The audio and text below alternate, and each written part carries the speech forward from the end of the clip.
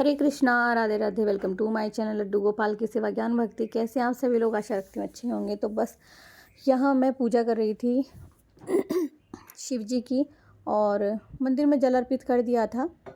जल ही अर्पित करके आई थी विधि विधान से, तो पूजा यहाँ की थी मैंने। रीज़न ये है कि वहाँ हम लोग बैठ के आराम से पूजा कर ही नहीं पाते हैं इस तरह से। वहाँ तो बहुत भीड़ रहती है, तो जैसे हम जो कुछ अर्पित करेंगे वो हटता जाता है वहाँ से। तिलक लगाते लगाते तिलक पूरा, मतलब त्रिपुंड भी नहीं बना पाते हैं ठीक से, और पानी मतलब यानी जल अर्पित कर दिया जाता है। तो इस तरह से हम दोनों ने, मतलब माँ बेटे ने बैठ करके यहाँ आराम से पूजा की थी। ना कहते हैं कि पूजा हमेशा सुख शांति से आराम से करनी चाहिए। तो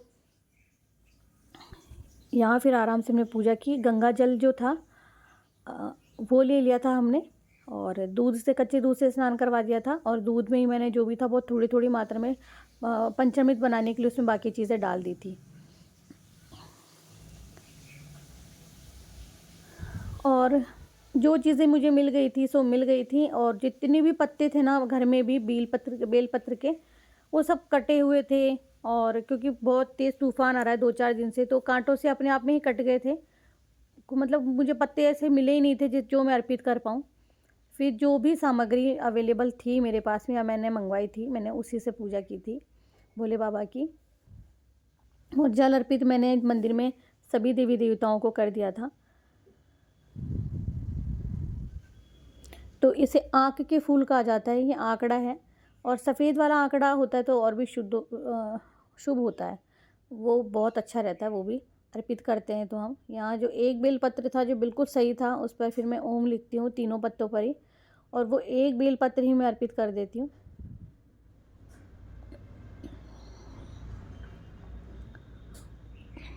और गाजर बोर मटर तो पहले होता है, तो मटर नहीं अर्पित करते, गाजर बोर और ये तो पहले होते हैं। मतलब सोगरी भी होती है, पर पूजा के सामग्री में कहीं सोगरी थी नहीं, मतलब दुकान वाले भैया ने डाल ही नहीं रखी थी। तो फिर जो भी कुछ आया था मैंने तो उसी से पूजा की, क्योंकि हम तो इसी भरोसे में थे कि जो हम 50 रुपये की थैली दे रहे थे वो भैया, तो उस 50 रुपये की थैली में भाई जो चीज़ें थी हम उनसे पूजा कर लेंगे। लेकिन उसमें केवल गाजर और बोर था, एक माला थी, बस यही था और कुछ नहीं था। सोगरी वगैरह कुछ नहीं निकली थी। फिर मैंने गुलाल अर्पित की, थोड़ी सी टीका लगाया। नंदी बाबा की भी पूजा साथ में मैंने कर दी थी। चावल अर्पित किए, काले तिल अर्पित किए, और फिर बारी थी आरती करने की। तो यहाँ कम से कम आराम से हम लोग बैठ कर के पूजा करते रहे। जो प्रसाद हमने भोले बाबा को अर्पित किया है, कम से कम वो रखा तो है आराम से। वहाँ तो न जाने कहाँ से कहाँ ही जा रहा था, कुछ पता नहीं चल रहा था। तो मैंने वहाँ पे केवल जल अर्पित किया था। और साथ साथ में कान्हा ने भी जल अर्पित कर दिया था। कान्हा ने भी पूजा कर ली थी, मतलब हम दोनों ने ही पूजा कर ली थी। अब कान्हा अपनी पूजा कर रहा था। इस बार मैंने बहुत सारी चीज़ें केवल शिव जी पर अर्पित ना करके सब पास में ही रखी है, क्योंकि प्लेट बिल्कुल साफ़ थी। हमने जितना हमने स्नान करवाया था, वो जो चरणामृत था वो हमने एक थाली में कर दिया था।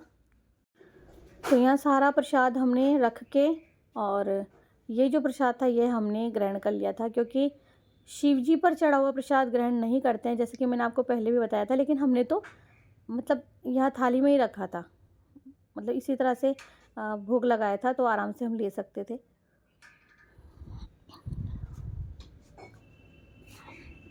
आपके यहाँ कैसे क्या पूजा होती है? और आप देख रहे होंगे कि मैं भांग धतूरा भी अर्पित किया था, आँख के फूल अर्पित किए थे।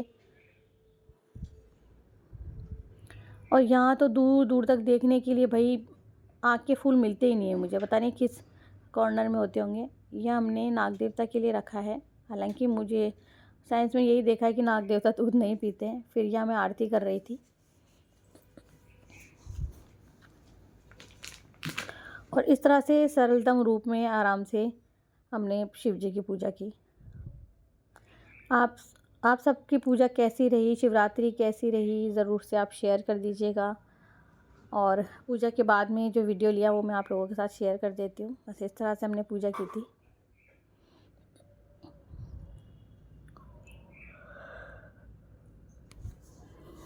तो वीडियो अच्छा लगे तो प्लीज़ वीडियो को लाइक कर देना, चैनल को सब्सक्राइब कर देना, फ्रेंड्स एंड फैमिली में ज़रूर से शेयर करना। मैं मिलती हूँ नेक्स्ट वीडियो में, तब तक के लिए हरे कृष्णा, राधे राधे।